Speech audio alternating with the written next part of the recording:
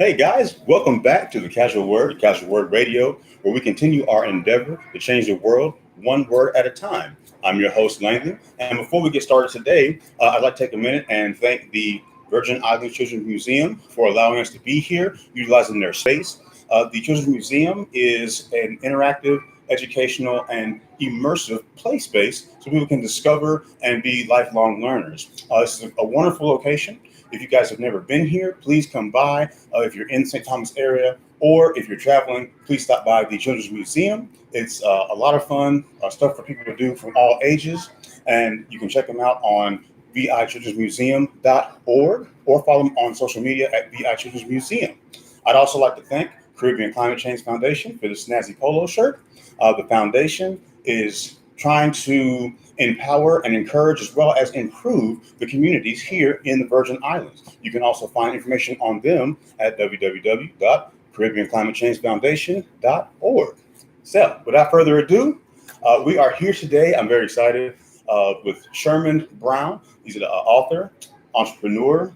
He's, I guess you call yourself a cultural ambassador as well, sir.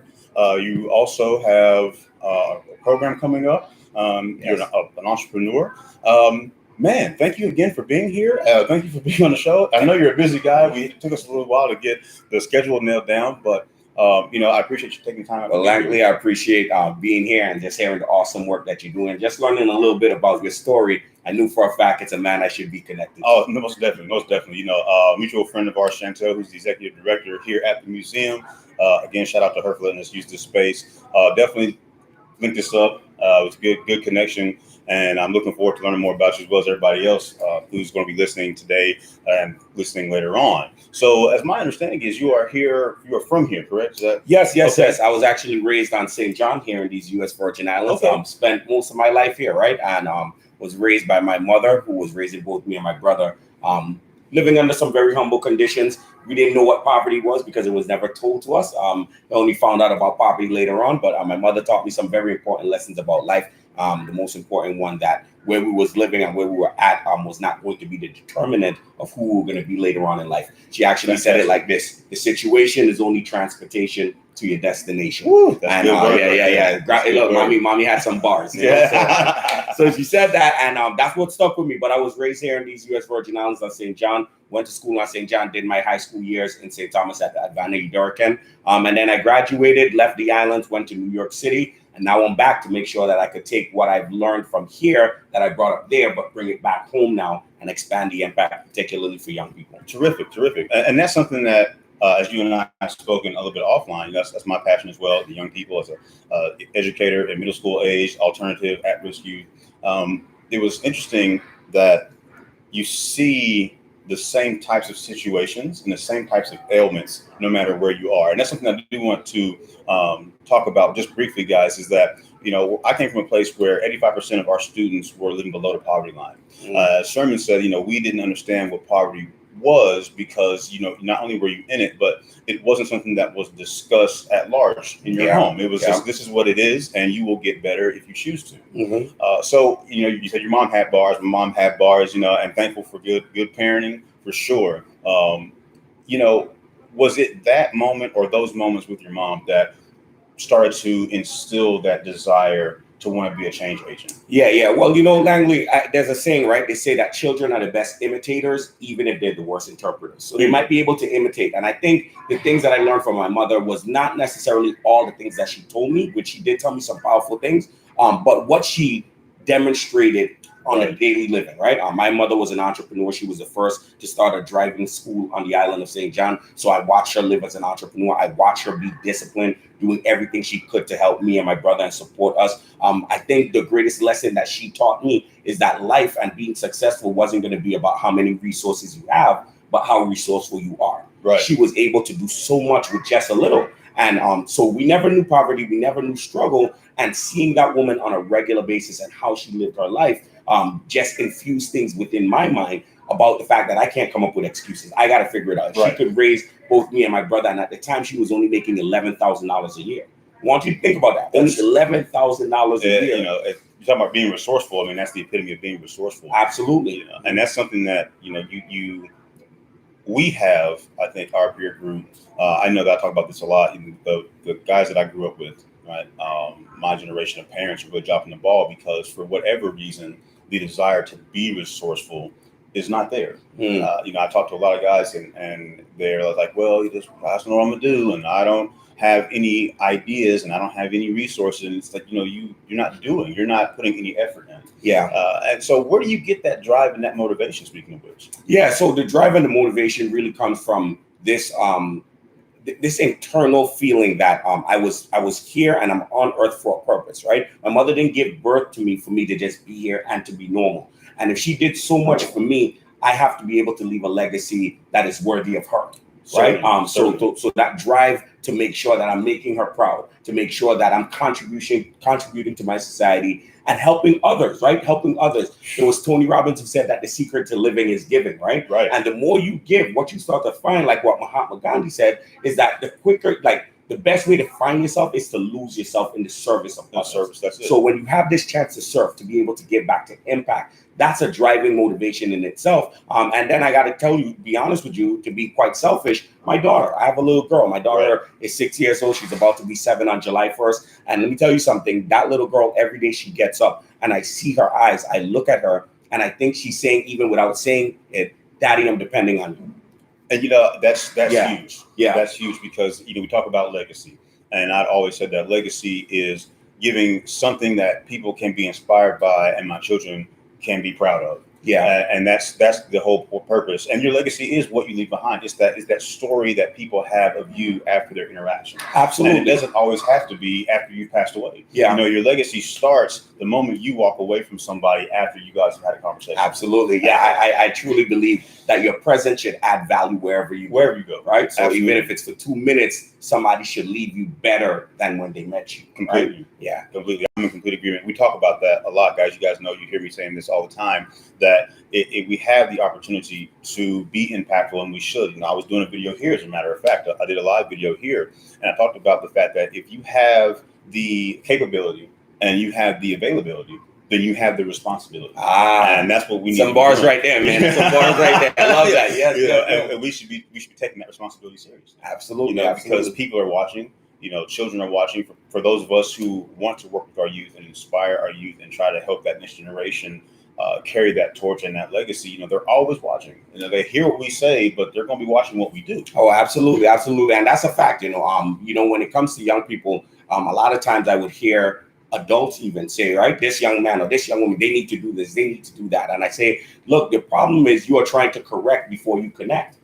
Right. And in order for so in order for you to connect, right, you got to be willing to talk, right? You got to be willing to learn about their values, what their beliefs are. And then how did they get that? Some of it is learned behavior based on what they saw. So every time parents come to me and they say, hey, you need to take care of my child, you need to make sure he does this, that, and the other. You need to make sure that he lives his best life and he becomes his best self. I say, wait, before we talk about him or her, are you being your best self even now? It starts at home. It starts at home. Yeah. And we'll take one level back. It does start with self. You have to have that courage to look at yourself and say, man, I've got to be better. I've got to fix X, Y, and Z. But when you're a child, you don't have that ability just yet. Yeah. Right. Yeah. And you don't have the level of wisdom and understanding to do that. Right from wrong. But introspection requires time. Yes. And it requires you to make mistakes, and so it starts at home. What are your parents doing? What's your community doing? Right? We Absolutely. talk about a village to raise a child, and if you are in a good home, but then you walk out into chaos, well, you're still absorbing that. Yeah.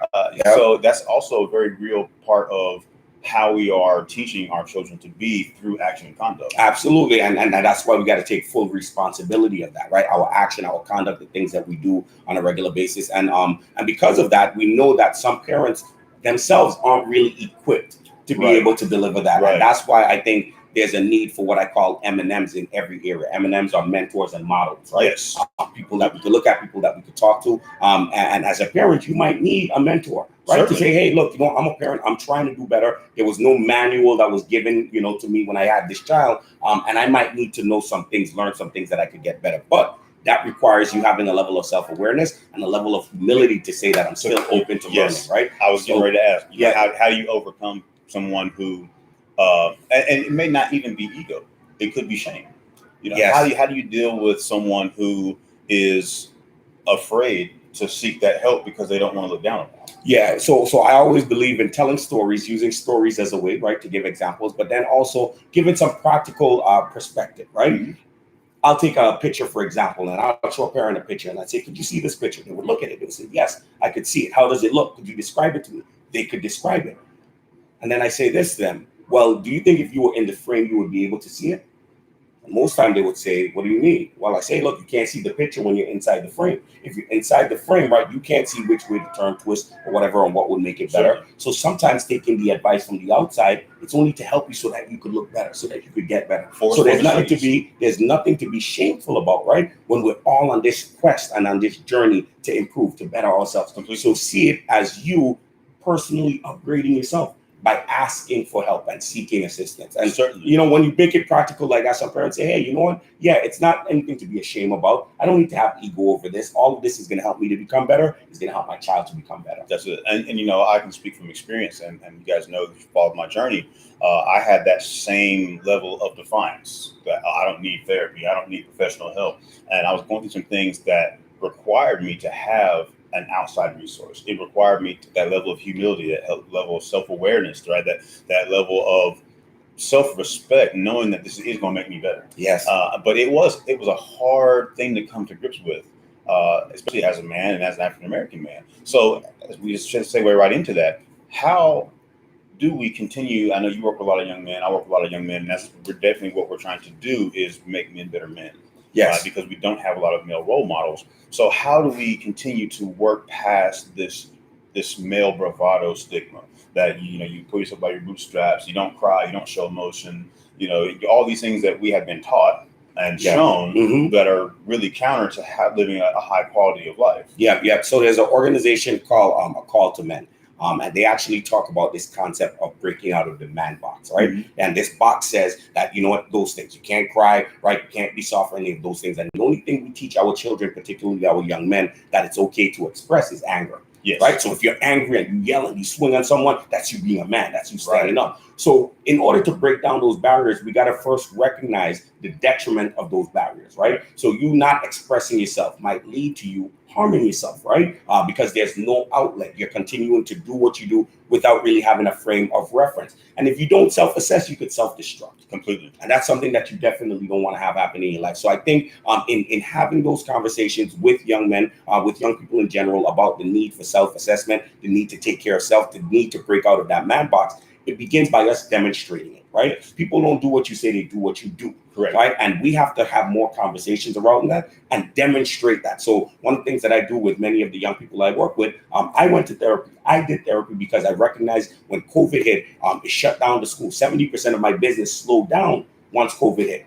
And at that time, I could have tried to deal with it on my own. I'd motivate people, I inspire people, I do all of that. But then I recognized that I might need to talk through this, right? And that's what I did. So when I talk with young people, I share with them the experience and what came out of the experience. I like to use a 3F philosophy: feel, felt, found. Right? I could understand exactly how you feel. I felt the same way too when I went through A, B, and C. But here's what I found. Through therapy, I was able to learn this, learn that. So now I'm demonstrating it to them. I'm letting them know what I got out of it. And those stories in itself usually has a strong impact. Because again, if you want to connect with young people, they say the key to connection is conversation. But the key to conversation is to share stories and ask questions. That's it. And that's what we need to spend. And it's got to be relatable. Yes, it's got to be absolutely. relatable. You know, we talk about the difference between sympathy and empathy. And I may understand the way that you feel as it pertains to the stimuli that has happened, right? Yes. But for me to empathize, I have to have been through that at some point or something very similar. Absolutely. And the thing that people don't give young people enough credit about, I don't believe, is their ability to recognize when someone hasn't been through that experience. Absolutely. You know, and I think that we don't give them enough credit, and we don't respect our children. And please understand what I'm saying.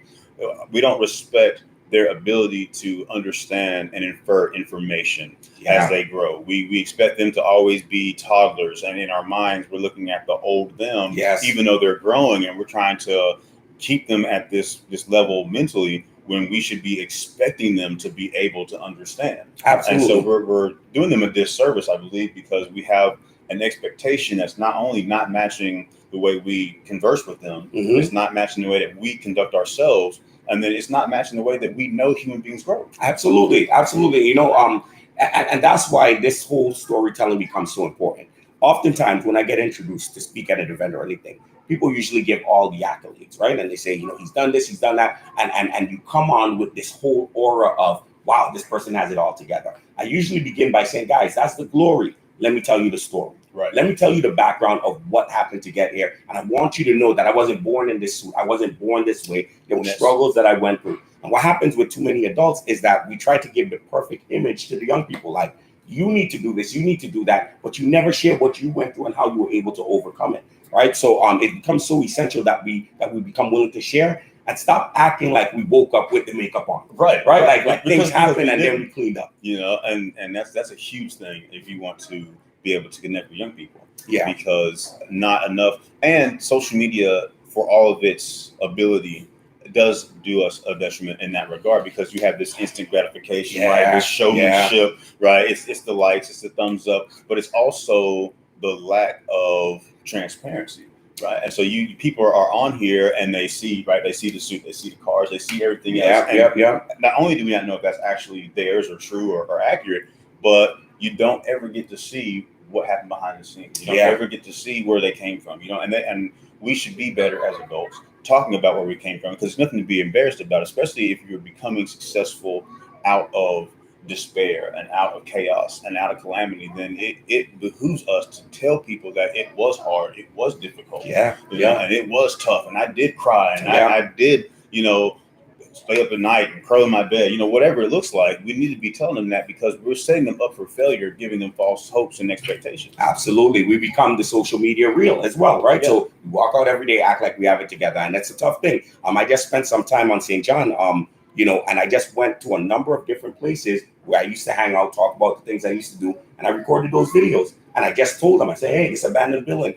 I remember the first time I went in here. Here's the reason why I went in. This is what I learned when I went in there. It was wild. I wasn't supposed to be in that building, but I went in there and this is what happened. I'm just telling you because I want you to know the truth of where I came from. So you see me now, but I want you to know what I went through to get here. That's the hard thing about social media, right? It has so many people comparing, and they're looking to the left and looking to the right. And the grass always looks greener on the other side. What most people don't understand is that the water bill is also much higher. Woo! There's a price, right? Like there's a price that's been paid for that green. And if our young people don't know what the price is, they think they could get the trophy without running the race. That's it. And we gotta let them know there's a bill race. always comes due. Yeah, it always comes due. Absolutely. There's going to be something. There's going to be something that's going to happen. You're going to have to, I don't want to say pay for whatever it is you did, but you reap what you sow. Yeah. When we talk about what kind of seeds are you sowing, and I can testify to sowing a lot of bad seeds for a long time. And one thing that God showed me, and one thing that I realized, was that at some point, when you make that transition, yes, the enemy's always going to be after you. But absolutely, the seeds that you have sown, once you stop and start sowing the good seeds, at some point you stop reaping a bad harvest of your own design. I love that. That's very powerful, and that's the thing, right? Because of this whole instant gratification, people don't want to wait, right? So they say, oh, I know I did wrong, and it's like, well, start doing right from now, and then just start building on it. It's going to become like the Chinese bamboo tree. I don't know if you ever heard of it, but the Chinese bamboo tree, you put the seed in the ground, you water it first year, nothing happens. Most people would already quit if you've been watering and nothing happens. Second year, nothing happens. Third, fourth year, nothing happens. In the fifth year is the first time the seed is going to actually sprout. But in the next 6 weeks, it's going to grow 90 feet.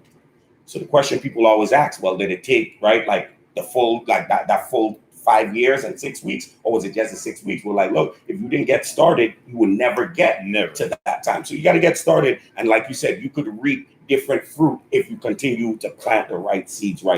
That's it. Guys, elevation and acceleration doesn't come without maturation. Bars again. But that's the reality. You have to start from somewhere. You have to be diligent. You have to continue to work at it. It's not always going to look right. It's not always going to feel good. We talk about that. It's not always going to look sexy. It's not always going to be, have finesse. It's not always going to be grandeur. But if you stay with it, it's going to pay off. Absolutely, 100%. And that's the thing that we have to learn, to be able to stick with things and give it time, right? It takes, 18 years to become 18 years old. It takes time. So we don't need to rush the process. We just need to trust it, right? And know that if you hear, right, from somebody like Langley, from somebody like myself, people who've done it, we're telling you what we went through. It's not because I'm smarter than you. I'm just a little more experienced than you. And I'm experienced in years. And if you could hear this, you'll learn much quicker. I always put it this way, right? I talk to young people, tell me they want to make money. And I say, would you go to a broke person to ask them how to become wealthy?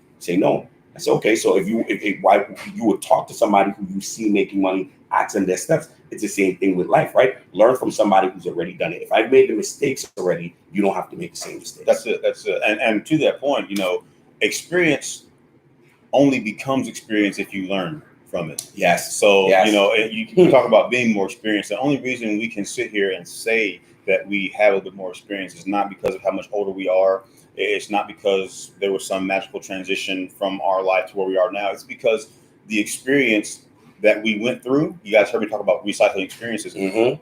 We learned from it and we applied the information that we learned so that the experience would be different the next time around. Absolutely. Yeah. And that's the only way things change. Another bar, right? Information without application is only fascination. That's it. And most people are fantasizing about what they want to do, what they're going to achieve. But it's really about applying the information. So when you have an experience, there's some things that you learn, those lessons that you learn, you apply it differently the next time, you'll see a transformation the next time you take that step. And that's huge, because we have to understand everything's a process. You guys heard us talk about that yesterday. Mm-hmm. Everything is a process. Life is a process. Working on your car is a process. Pumping gas is a process. Getting up in the morning, getting dressed is a process, guys. And the problem is that we look at the things that we do daily because they're routine and do not realize that everything requires steps. Yep. Look, I think that's so important to understand and to embrace, right?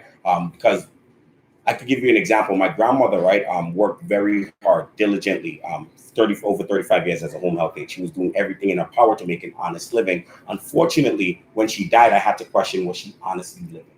Oh, that's right. I had to question that. Like, were you honestly living, or were you just getting by? Because she worked hard and she did everything she needed to do. And that was her process. It was her steps, and it got us to where we were at that point in time. That was a process she went through. I recognized at that point in time when she was about to die, she was at Mount Sinai Hospital, lying down there on her deathbed. All she kept on talking about is all the things she could have done, should have done, and would have done if she had more time. Right? And I learned the most incredible lesson from my grandmother on that day. Most people don't try to live until they're about to die. Yeah. They don't recognize that life is this process. You're going through this process. Just go through it, and get through it. Think ahead of what you want to do, what you want to achieve, but you got to just embrace the process. And while you're doing this one thing, think about the next thing, so that you don't have the regret later on of what I could have done, right? Because I didn't want to go through the process, right? Once you go through certain things, you don't have to revisit it again. You did it. Now you're on to the next thing. So trust the process, take the steps, move forward, and get on to the next step. So when you talk about process, let's talk about obstacles. Yes. So how, and I'm sure it's going to be different because each experience, each situation is going to come about with a different obstacle. Yeah. But overall, how did you, and how do you now in terms of growth and maturity? How do you deal with obstacles then? And as you have become more aware, more self-aware, and more successful in terms of your impact. Yeah. How do you deal with obstacles now? Yeah. So in the beginning, I think I was going about things the wrong way. I used to run from my obstacles before, right? And because I saw obstacles as barriers. So before, I think I quit a lot of things that I think I could have done much more in. And I quit because the obstacle was there and I felt like I didn't know how to deal with it. Over time, I recognized that every time I quit something to go to something else, I was the same person going to that next thing. And I was developing this muscle of quitting, right? So I had to switch my mindset. I say, well, look, this obstacle could just be an obstacle, or it could be an opportunity for growth, right? So now I'm searching for the obstacle. If I find myself doing something and it's too easy and it's repetitive, I'm like, this is good, right? But if I don't have obstacles, I can't be challenged. If you wanted to climb a mountain, it requires you to have rocky surfaces, right? It can't just be smooth, or else you wouldn't be able to climb up. So I start to look at obstacles as opportunities for growth. And so part of the way that I deal with it is, one, not trying to go at it alone. Any obstacle I face, somebody has faced that obstacle already. Let me go and ask a question. To ask, ASK, is to actively seek knowledge. That's it. So if I see an obstacle, the first thing I'm going to do is ask around to anyone else. Have you ever faced this before? What did you do to be able to deal with that? And that's part of the way I'm able to overcome some of the obstacles now, because it's crazy when you find out that the answers are out there. Right? They exist. They exist. They exist. The word talks about nothing new being under the sun. You guys heard me Yes. talk about that just in my other video. And that's true, because life is cyclical, because the world is cyclical, because cultures and civilizations are cyclical. Somewhere, someone has that information. Yeah. And if you go on a podcast now, or you go on YouTube, or you talk to a friend, you're going to find that the information is out there somewhere. So one, I try to find people who I could ask. Secondly, I've recognized that when it comes to obstacles and situations, the reason why we run away from obstacles is we get frustrated. Yes. But I've learned that if you want to cancel frustration, begin with appreciation. You see, when an obstacle comes up, it's easy to look at the obstacle, be angry or annoyed at the obstacle. What I try to do now is when an obstacle comes up is to remember what I could be grateful for. Yes. Don't let the things that you want make you forget the things that you have. So when I have an obstacle at this point in time, I'm like, well, look, before I get frustrated over this, let me express my thanks and appreciation to God for at least getting me here. Yes. Right? Attitude of gratitude. Absolutely. Right. And so I start there saying, look, let me find what I could be appreciative of in this moment, and how could I be appreciative of this obstacle? That's a hard thing for people to accept. It really is. And you know, when the word talks about, what do they say? Teach us how to pray. The first thing they did was give gratitude, right? Yes. Hallowed be thy name. Gratitude. Yes. That's the very first thing. So that's where we have to start. Yes. Because yes. I can tell you, I've been guilty numerous times, even since I've been here. I came out of a bad situation, living in my car, got here, and I had things going, and then I hit a roadblock, and I got frustrated. Yeah. And I literally had to go outside and look around and remember where I am. Yeah. You know, and have that attitude of gratitude, realizing that. And I talk about short-term memory loss a lot as an issue, because you know you'll get through something, God will bring you out, you overcome. 2 weeks later, panic button. You know, and that's something that we're all guilty of, because we're in the situation. Right? We're inside the frame. Yes. So so when we're in it, we're like, oh man, I'm bugging out. I don't know what I'm going to do, and we just have to take a step back and remember, you know, he just brought me out of this. He just brought me out of that. He just brought me out of this. Like, he's going to do it. It's going to happen. But you have to look at it the right way. Yeah. So many times people get frustration in the gap, right? And what I call the gap is that there's where you are right now and where you want to be, right? And there's a gap in between.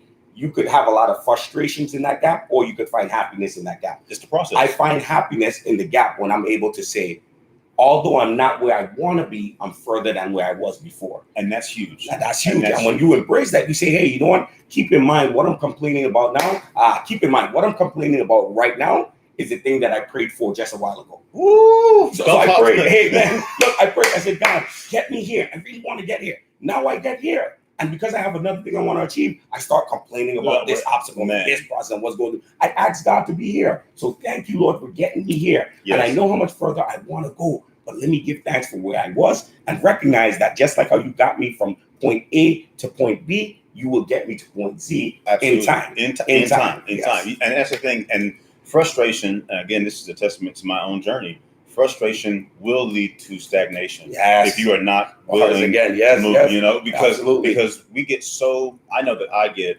so fixated on that goal that I stop moving. Because I see it and I want it so bad, and in that gap, because I don't see anything happening, I just stop. And that's how most people live. People live their life in part, right?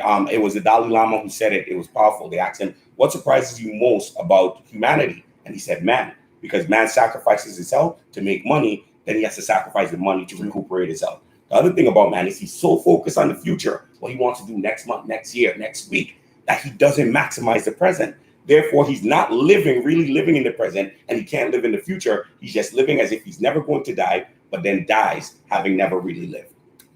And that we're done. That's it. That is it. Powerful stuff, man. It is an absolute pleasure. No, man, it's been a pleasure being with you. Yes, we do. Yes, and before we sign off, though, you do have an event coming up. Yes. What do you got on? Well, I came here specifically for this. On the 27th in St. John, we're going to have the Virgin Islands Male Empowerment Network. It's a launch of it, right? And this Male Empowerment Network is a network of men who are going to come together for the purposes of helping each other grow, personally, working on mental health, academically, personally, professionally, socially, but then also using those same men to give back to the younger community, where we're going to be doing specific outreach to young men and taking on young men so we can give them the M&Ms, the methods that work for us to help us become successful, and share with them the mistakes we need to avoid. Absolutely. And that's mentorship in a whole, truly. Yeah. So looking forward, I'm going to be in attendance to that, guys. So I'm sure I'll try and shoot some video and some different things. I'm excited about it because it's always a pleasure to be working with other men, other young men who are trying to give back to younger men. Yes, absolutely. Because they are our future. All of our children are our future, but we know that there is a very specific and almost dire need to help our young men understand what it means to be a man in a different type of society. Yes. And to be a different type of man, for that matter. So, man, it's been a pleasure again. Thank you. It's been a pleasure, man. Thank you. Thank you for having me. I want to thank the Virgin Islands History Museum again for having us. Again, shout out to Caribbean Climate Change Foundation. Guys, don't forget to like, share, subscribe. Check us out on both YouTube and Anchor, Casual Word Radio and the Casual Word. Also, don't forget 60 Days of Casual Word is available on Amazon. That is specifically a devotional for men, by the way.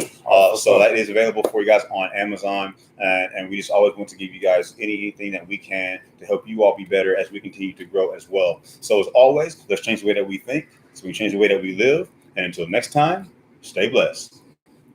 Yes. Good time.